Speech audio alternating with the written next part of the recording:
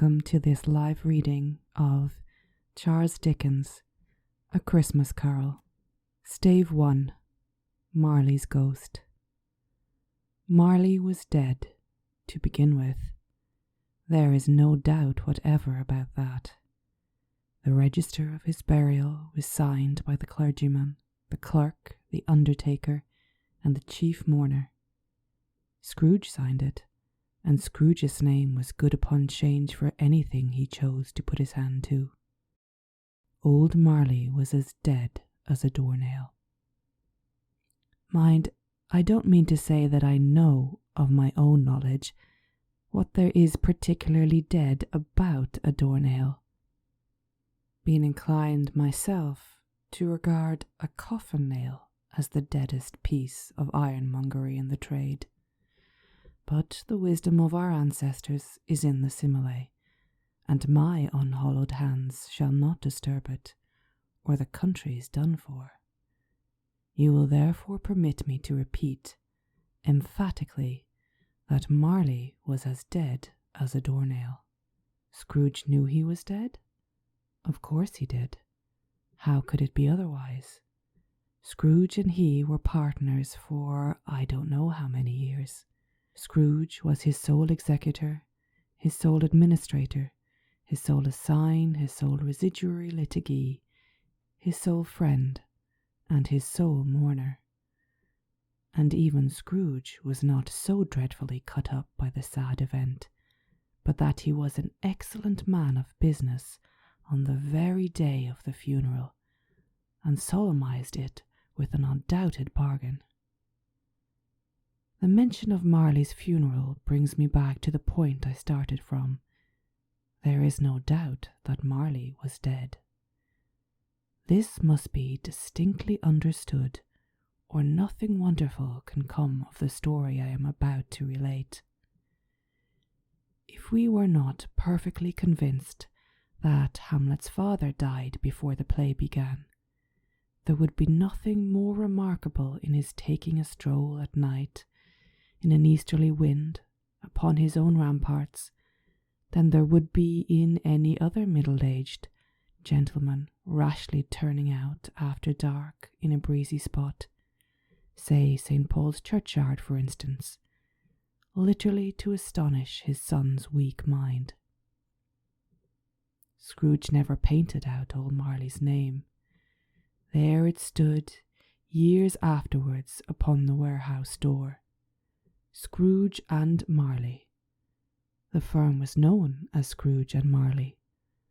Sometimes people new to the business called Scrooge, Scrooge, and sometimes Marley, but he answered to both names. It was all the same to him. Oh, but he was a tight-fisted hand at the grindstone, Scrooge.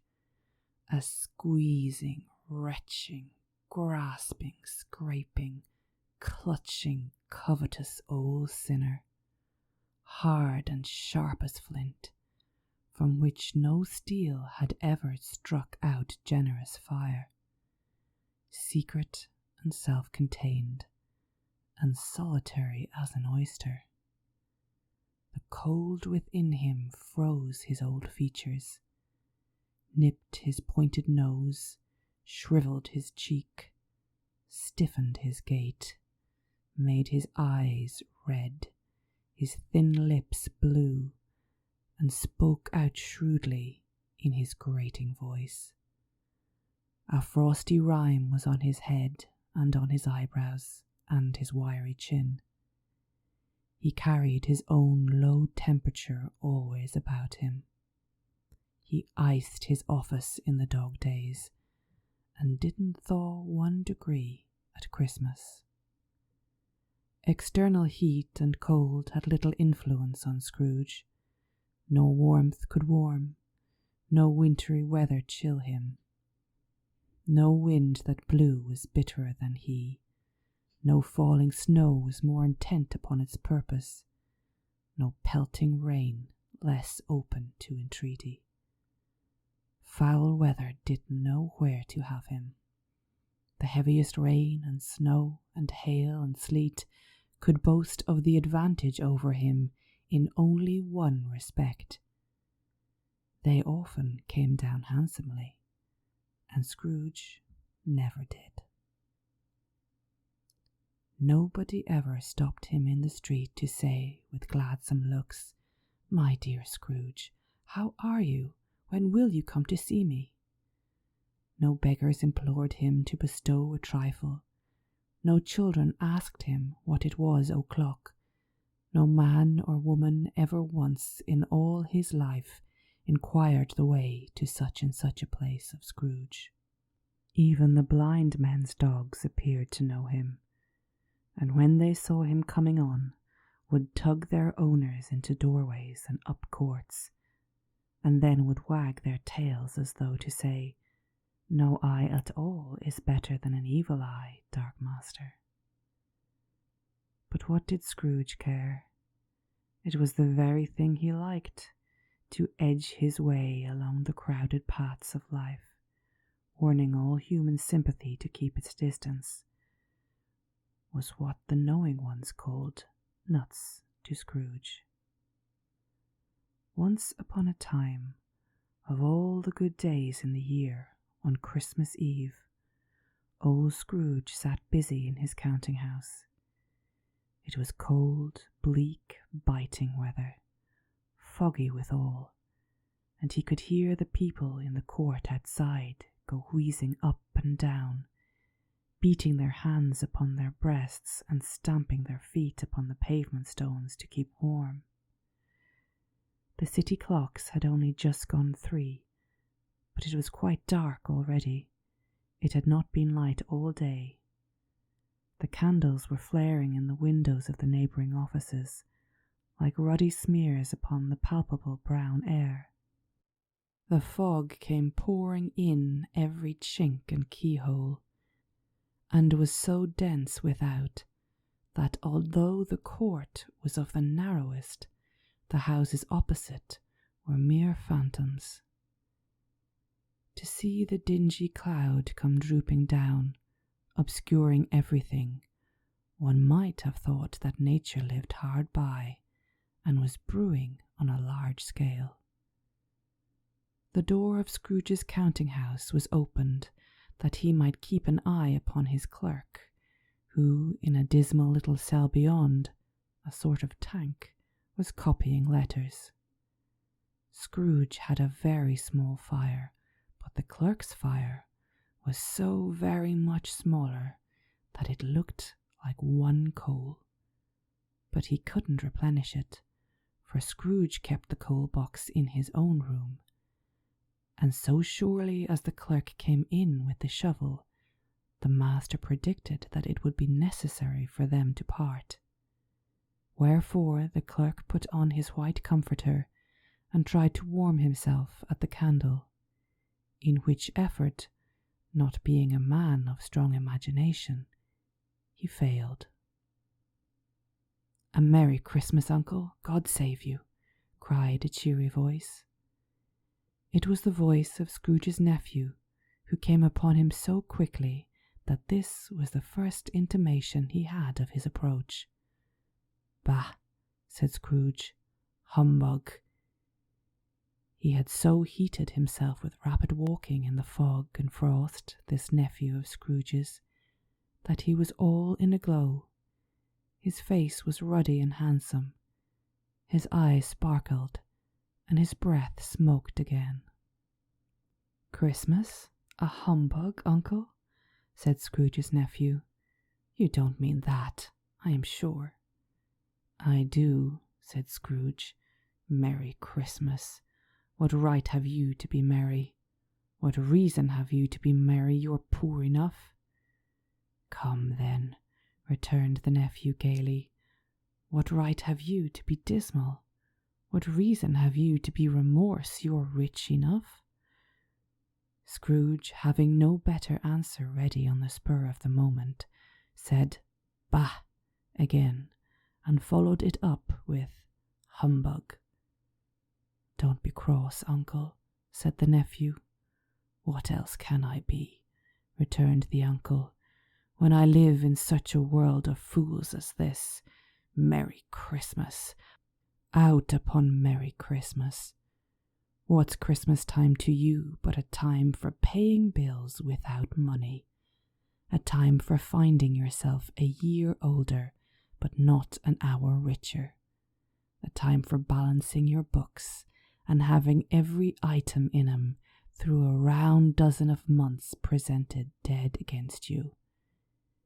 If I could work my will, said Scrooge indignantly, every idiot who goes about with Merry Christmas on his lips should be boiled with his own pudding and buried with a stake of holly through his heart.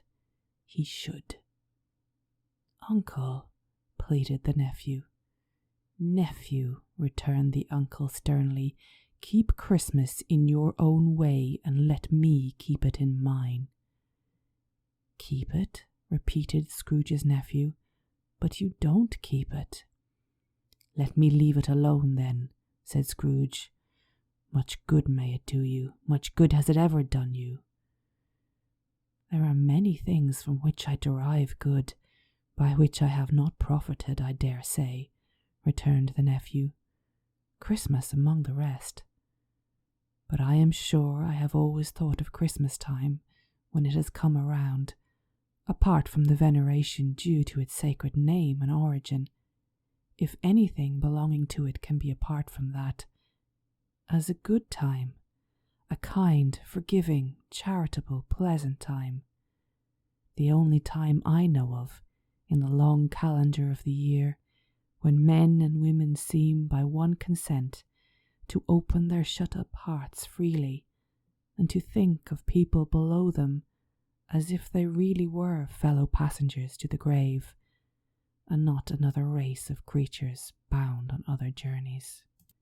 And therefore, uncle, though it has never put a scrap of gold or silver in my pocket, I believe that it has done me good, and will do me good, and I say, God bless it.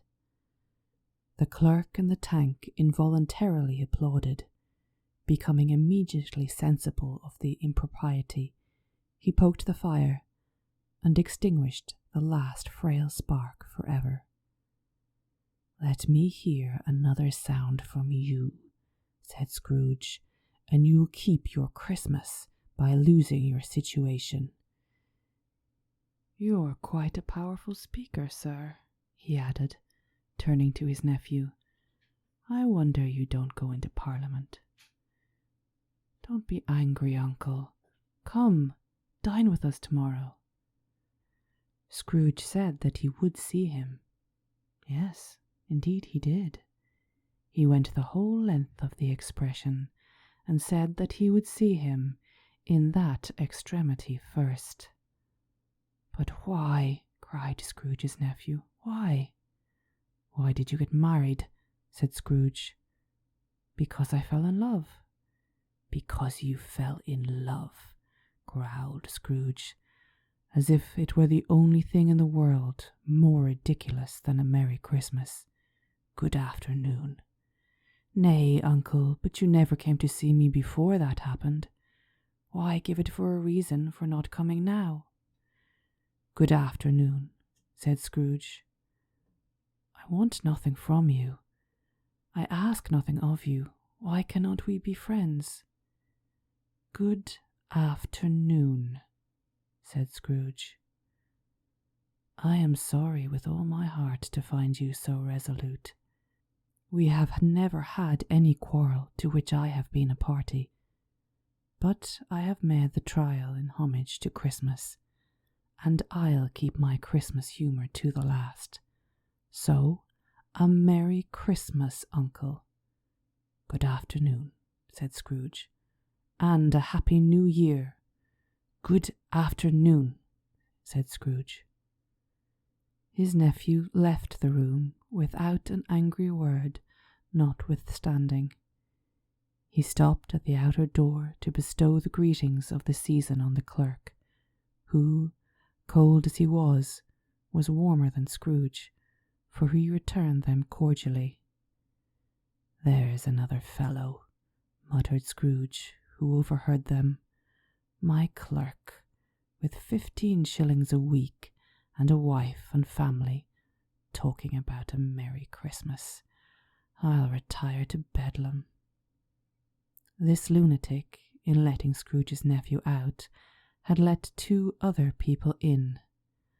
They were portly gentlemen, pleasant to behold, and now stood with their hats off in Scrooge's office. They had books and papers in their hand and bowed to him. "Scrooge and Marley's, I believe," said one of the gentlemen, referring to his list. "Have I the pleasure of addressing Mr. Scrooge or Mr. Marley?" "Mr. Marley has been dead 7 years," Scrooge replied. "He died 7 years ago, this very night." "We have no doubt his liberality is well represented by his surviving partner," said the gentleman, presenting his credentials. It certainly was, for they had been 2 kindred spirits. At the ominous word liberality, Scrooge frowned and shook his head and handed the credentials back.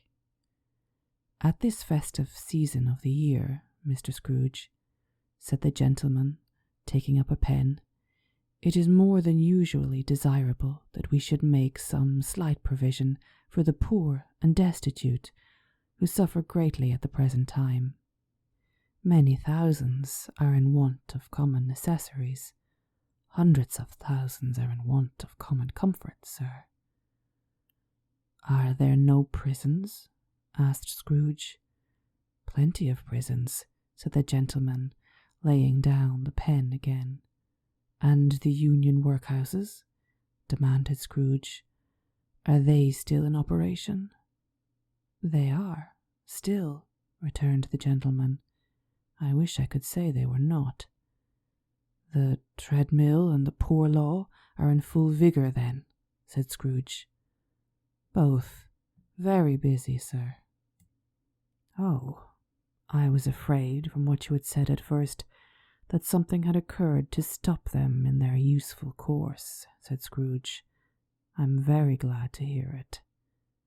"Under the impression that they scarcely furnish Christian cheer of mind or body to the multitude," returned the gentleman, "a few of us are endeavouring to raise a fund to buy the poor some meat and drink and means of warmth.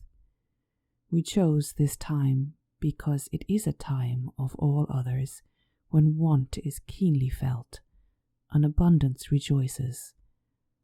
What shall I put you down for?" "Nothing," Scrooge replied. "Oh, you wish to be anonymous?" "I wish to be left alone," said Scrooge. "Since you ask me what I wish, gentlemen, that is my answer. I don't make merry myself at Christmas, and I cannot afford to make idle people merry. I help to support the establishments I have mentioned. They cost enough, and those who are badly off must go there."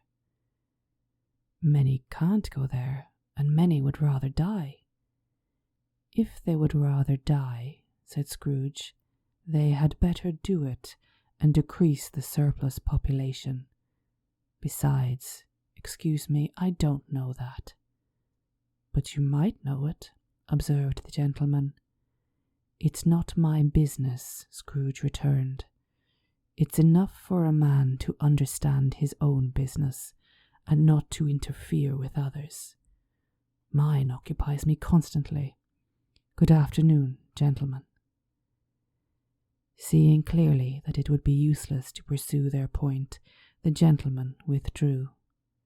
Scrooge resumed his labours with an improved opinion of himself and a more fastidious temper than was usual with him. Meanwhile the fog and darkness thickened so that people ran about with flaring links, proffering their services to go before horses and carriages, and conduct them on their way.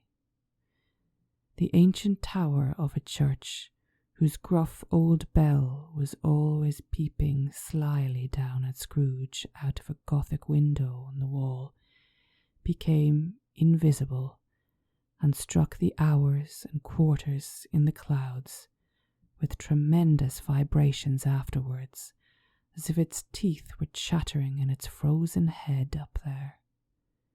The cold became intense.